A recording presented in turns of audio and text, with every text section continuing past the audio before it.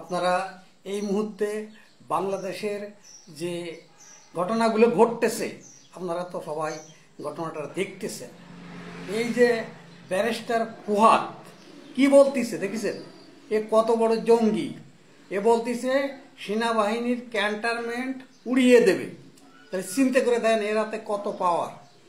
এই 5ই আগস্টে এও এই মানে দেশ বিরোধী কাজকাম করেছে এই ফুহাদ, আর এখনও তাই করতে চাচ্ছে। এই ফুহাদ হচ্ছে সম্পূর্ণ বাংলাদেশ বিরোধী। বাংলাদেশের স্বাধীনতাকে নিয়েও অনেক কথা বলেছে।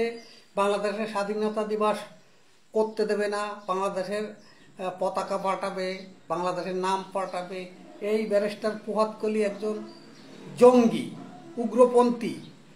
এই ফুহাদরে আপনারা সবাই বয়কট করুন, আর এই মুহূর্তে আইন শৃঙ্খলা বাহিনী এই ফুহাদকে গ্রেপ্তার করুন।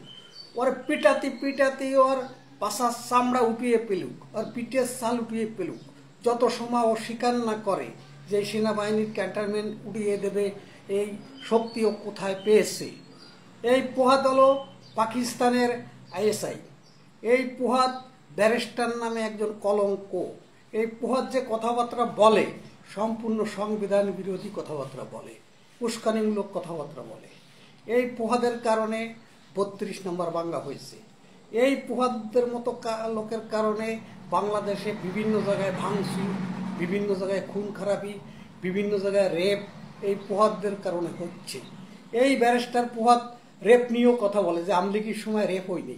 হয়েছে, আমলিগির সময় রেপ হয়েছে তোর মা বোন হারামজাদা। এবং এই ফুহাদ হচ্ছে একজন রাজাকার। এই ফুহাদের জন্ম হলো পাকিস্তানে। এবং এই যে সেনাবাহিনীর বিতর্ক করে উঠছে এই ফুহাদের মতো কিছু নিষিদ্ধ সংগঠনের লোক। এরা আগে দেশে ছিল কোথায়? আগে তো এদেরকে দেখিনি। এরা পট করে কোথা থেকে আসছে বাংলাদেশে এসে এখন পায়ের তলায় মাটি থাকতে না, পাও গুড়মুড়ো উঁচু করিয়ে বলতেছে সেনাবাহিনীর ক্যান্টনমেন্ট প্রয়োজনে উড়িয়ে দেব। এই ফুহাদ বলতেছে। চিন্তা করা যায় কত বড় বেয়াদব। একটা দেশের সেনাবাহিনী হলো সেই দেশের মেরুদণ্ড। সেনাবাহিনীর ক্যান্টনমেন্ট উড়িয়ে দেবে বাংলাদেশের। সেনাবাহিনীকে হুমকি দিছে। সেনাবাহিনীর কাজ হবে এই মুহূর্তে ওকে আগে গ্রেপ্তার করে যত সময় ওর নিঃশ্বাস থাকবে তত সময় ওকে পিটাবে। এই পথ কি হারামজাদাকে, একটা শয়তান, একটা বাস্টার্ড। আর এই যে হাসনাত আবদুল্লাহ যে কথাগুলো বলিছে যে সেনাপ্রধান 11 তারিখে আমাদের 3 জনকে ডেকে নিয়ে আমলিগির কথাই বলেছে, আসলে এটা মিথ্যা কথা, বানোয়াট কথা। সেনাপ্রধান তো ওদেরই লোক ছিল, তা না হলে 5ই আগস্ট ঘটত না কোনদিনও। ওদের সাথে সুসম্পর্ক ছিল, নিশ্চয় কোনো কথা হয়েছে এবং সেই কথাটাই উনি পাশ করেছে এবং কারণ আছে নিশ্চয়, এর মধ্যে ব্যবসা বাণিজ্য আছে। সেনাবাহিনীর বিতর্ক করতে চাচ্ছে, এই জন্য এই কথাগুলো এখন এই মুহূর্তে বলতেছে, জাতীয় কথাটা মানুষ বিশ্বাস করবে। আর এই মুহূর্তে ডক্টর ইউনূস সরকার যে কইছে আমলিগকে নিষিদ্ধ করা হবে না, সেই এই কথাটা বের হয়েছে। তার আগে কলি বের হয়নি, কারণ ডক্টর ইউনূসের বহির্বিশ্বের চাপ রয়েছে। আমলিগকে নিষিদ্ধ সে করতে পারবে না, কোনো লাইন নাই। সেই তো নিজে থাকতে পারতেছে না এই মুহূর্তে, এবং সে আমলিগকে নিষিদ্ধ করবে কি করে? আমলিগকে নিষিদ্ধ করা বাংলাদেশে এমন কোনো সুপ্রিম পাওয়ার নাই, করতে পারবে না। আমলিগের লোকজন অলরেডি নেমে গিয়েছে রাজধানীতে, বিভিন্ন জেলায়, বিভিন্ন নগরে, বিভিন্ন গ্রামে গঞ্জে আমলিগ নেমে গিয়েছে এই মুহূর্তে। আর এই হাসনাত আবদুল্লাহ, তারপরে এই সজীব ভুইয়া, তারপরে ওই হাসিব, এরা যে কথাগুলো বলতেছে মিডিয়ায় এসে, এগুলো বানোয়াট। এগুলো একটা সেনাবাহিনীর বিতর্ক করার জন্য এইগুলো করতেছে। ওরা 5ই আগস্ট ঘটানোর পরে ডক্টর ইউনূসকে আনবে, সেনাবাহিনীর সাথে আলাপ করেছে। আর ওরা বলে বিপ্লবী, ওরা হলো বাটপাড়, বিশ্ব বাটপাড়। ওরা যে রাজনৈতিক দল গঠন করেছে, এখন ওরা মোড়ে মোড়ে পিটানি খাবে, মোড়ে মোড়ে মাইর খাবে, কেউ ঠেকাতে পারবে না।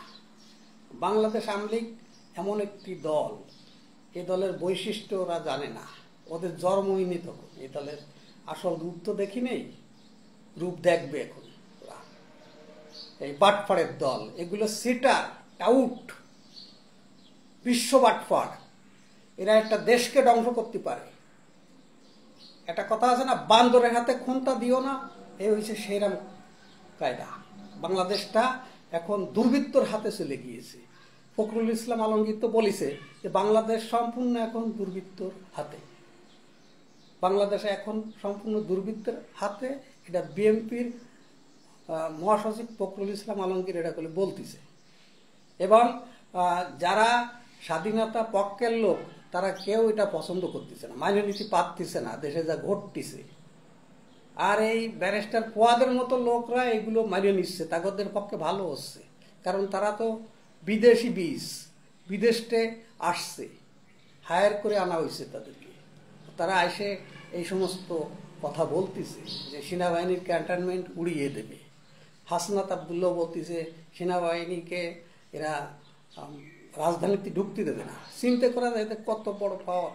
তা এই মুহূর্তে দেখতেছি যে সাভার ক্যান্টনমেন্টের, সাভারের সেনানিবাসের থেকে সেনাবাহিনীরা কলি আপনার ঢাকার দিকে মুখ করেছে, দেখা যাচ্ছে এই মুহূর্তে। এবং নিশ্চয় আমার মনে হচ্ছে সেনাবাহিনী একটা ব্যবস্থা নেবে এবং সেটা সময় এসে গিয়েছে। অনেক ক্ষতি হয়েছে দেশের, এখন আর সেনাবাহিনীর প্রধান এইগুলো সহ্য করতে পারতেছে না। উনিও একটু গায়ের চামড়া ওনার মোটা, ওনার চামড়া স্কিন মোটা, সেই জন্য উনি অনেক অন্যায় সহ্য করেছে। এখন আর পারে উঠতেছে না, এখন ওনার গায়ে পড়ে গিয়েছে। এখন দেখেন অন্যায়কারীরা কি বলে ধরা পড়ে, এই সেনাবাহিনীরা দিয়ে ওই কলি 5ই আগস্ট ঘটিয়েছে। আর সেই সেনাবাহিনীর বিরুদ্ধে তারা এমনি কথা বলতেছে, কারণ কি তাদের অস্ত্র দিয়ে তারাই এখন নিজের বুকে তাক করতেছে। সেনাবাহিনীকে উল্টো করে ফেলাইছে কলি বাংলাদেশের। এখন এই যে 5ই আগস্ট ঘটানো বাহিনী, এই বাহিনী এখন সেনাবাহিনীর সাথে পাইটি নেমে গিয়েছে। এতে কলি আমলিকির একটা প্লাস পয়েন্ট আসছে। এবং ভারত হচ্ছে একজন বড় খেলোয়াড়। আর ভারতের রাজনীতি হলো বিশ্বের সবচেয়ে আপনার বেরেনিয়ান রাজনীতি। তারা নিশ্চয় বসে আছে যে কোনো একটা ঘটনার জন্য। যে 5ই আগস্টে শেখ হাসিনার যে ঘটনা ঘটেছে এটাও ভারত জানতো। এখানে শেখ হাসিনারও কিছু সমস্যা ছিল। সে চীনের থেকে অনেক অস্ত্র শস্ত্র কিনছিল সেনাবাহিনীর, আমাদের সামরিক অনেক অস্ত্র শস্ত্র চীনের কাছ থেকে কিনছিল। এটাগুলি ভারত ওই সময় পছন্দ করেনি।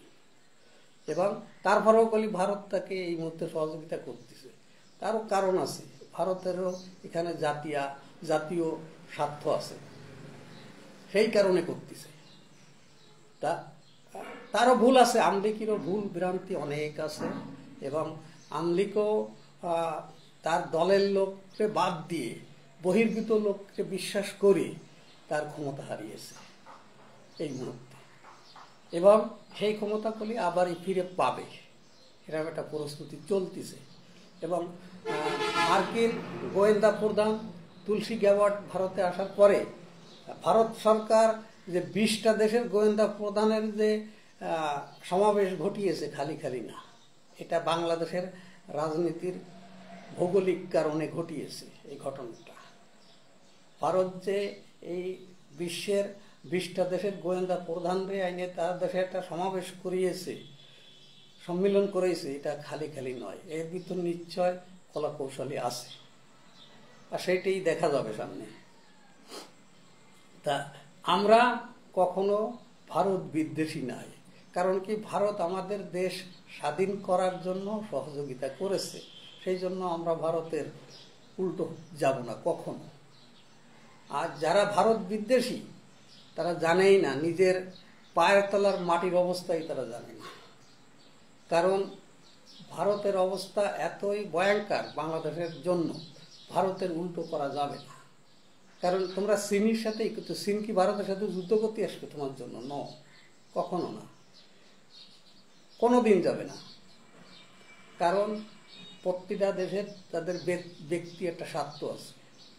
আর এই মুহূর্তে ডক্টর ইউনূস যে চীনে যাচ্ছে 25 তারিখ, আপনার নিশ্চয় এর একটা কারণ আছে। সে যাচ্ছে, সে আর আসতেও না পারে, যে এই জায়গা তার শেষ যাওয়াতেও পারে। আর এটা নিশ্চয় মার্কিন মূল্যকির একটা ষড়যন্ত্র হতে পারে। কারণ এখন মার্কিন যে প্রেসিডেন্ট ডোনাল্ড ট্রাম্প, সেই ডোনাল্ড ট্রাম্পের যে পরাজিত পার্টি, সেই পার্টির সাথে হলো ডক্টর ইউনূসের সম্পর্ক, এবং সেই পরাজিত সৈনিকরা এখন পিছন থেকে ইউনূসকে ঠেক দেওয়ার চেষ্টা করতেছে, ডক্টর ইউনূসকে। আসলে তো পারতেছে না। এই যে বিমানে যাবে, এই বিমানও মনে হয় মার্কিনালারা ঠিক করে দিয়েছে। আর ডোনাল্ড ট্রাম্প ডক্টর ইউনূস যেই চীনে যাবে, সেই কলি চরম খেপা দেবে। কারণ চীনরা একদম ডোনাল্ড ট্রাম্প পছন্দ করে না, সে দেখতে পারে না। সেই কলি ভারতকে দিয়ে নিশ্চয় যে কোনো একটা ঘটনা ঘটাবে, এবং ভারতের প্রধানমন্ত্রীর সাথে বা ভারতের সেনাপ্রধানের সাথে কলি আমাদের বাংলাদেশের সেনাপ্রধানের কথাবার্তা ফাইনাল হয়ে গিয়েছে এই মুহূর্তে।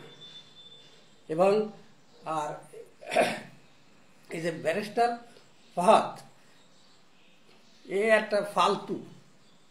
আর এই হাসনাত আবদুল্লাহ, এটারে মানুষ এখন কালাভাটা কয়, এটাও একটা ফালতু।